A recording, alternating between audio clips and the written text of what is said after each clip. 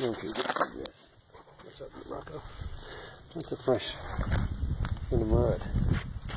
Some more fresh tracks coming up there. There's a tower up over here. It's been raining a lot, so it's kind of hard to get by the tower. Let me show you what I just found. See this? It's a big piece of mylar.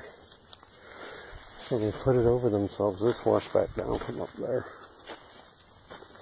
So they put it over themselves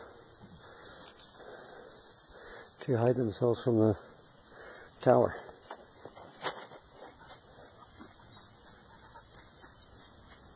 There it is, being used. Some good signs down in here. Looks like about a size 9. That track right there is relatively fresh because of the differences in the color of the dirt.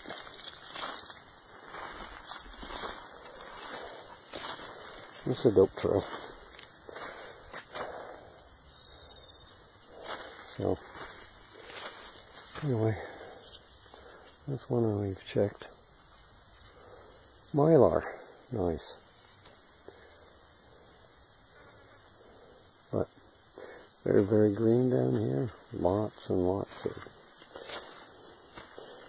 vegetation and bugs. Lots of bugs. Now we're going to go check another trail.